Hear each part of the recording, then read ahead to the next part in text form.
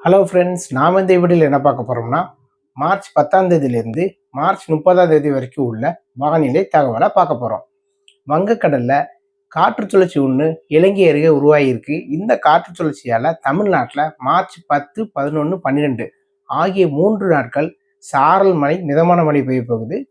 அதாவது பகல் நேரங்களில் அதிகமான வெயில் இருக்கும், வான மேகமூட்டமாகவும் இருக்கும். சில இடங்களில் நமக்கு மாலை அல்லது இரவு அல்லது அதிகாலை நேரங்களில் சாரல் மழை, மிதமான மழை பெய்யும். இப்போ எந்தெந்த மாவட்டங்களில் மழை இருக்குங்கிறத பார்க்கலாம். அதாவது தென் மாவட்டங்கள், டெல்டா மாவட்டங்கள், மேற்கு தொடர்ச்சி மலையை ஒட்டியுள்ள மேற்கு மாவட்டங்கள், ஒரு சில உள் மாவட்டங்களில் இருக்கும்.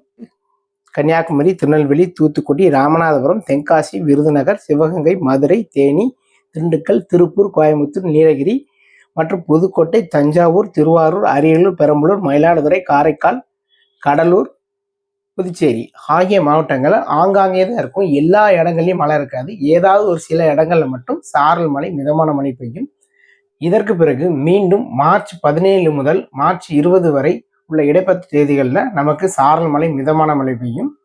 இதற்கப்புறம் கூட மார்ச் இறுதி நாட்கள், அதாவது மார்ச் 25ஆம் தேதியிலிருந்து மார்ச் 31ஆம் தேதி வரைக்கும் உள்ள இடைப்பட்ட தேதிகளில் மீண்டும் சாரல் மழை, மிதமான மழை, ஒரு சில இடங்களில் கனமழையும் பெய்யும். நாட்கள் நெருங்கும் போது எந்தெந்த மாவட்டங்களில் எந்த அளவு மழை இருக்குங்கிறத நம்ம பார்க்கலாம். மார்ச் 10ஆம் தேதியிலிருந்து மார்ச் 20ஆம் தேதி வரைக்கும் உள்ள இடைப்பட்ட தேதிகளில் நமக்கு வான மேகமூட்டத்துடன் கோயில் வெயில் தான் இருக்கும். ஏதாவது ஒரு சில இடங்களில் வேணால் மழை பெய்யலாம். பெரும்பாலும் கனமழைக்கான வாய்ப்பு இல்லை. அதாவது நாம் ஏற்கனவே சொன்ன மாதிரி ஏதாவது ஒரு சில நாட்கள் மார்ச் 10 முதல் 12 வரை, மார்ச் 17 முதல் 20 வரை உள்ள நாட்களில் நமக்கு சாரல் மழை, மிதமான மழை சில இடங்களில் மட்டும் பெய்யும். இந்த கோடை காலத்தில் பெய்யக்கூடிய மழையானது எல்லா இடங்களிலும் ஒரே அளவிலான மழை இருக்காது.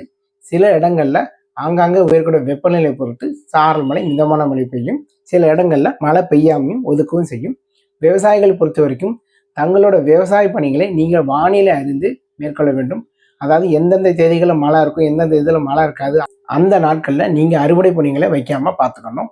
இதே போல் ஏப்ரல், மே, ஜூன் ஆகிய 3 மாதங்களில் வெயில் குறிப்பிட்ட சில நாட்கள் அதிகமாக இருந்தாலும் மாலை, இரவு, அதிகாலை நேரங்களில் நமக்கு மழை பெய்ய போகுது. அது வரும் நாட்களில் நான் வீடியோக்களை பதிவு செய்கிறேன். வானிலையை பொறுத்த வரைக்கும் ஒவ்வொரு நாளும் பல மாற்றங்கள் காணப்படும்.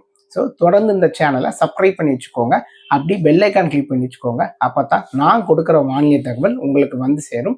மீண்டும் அடுத்த வீடியோவில் வேறொரு நாள் வானிலை தகவலோட உங்களை சந்திக்கிறேன். நன்றி, வணக்கம்.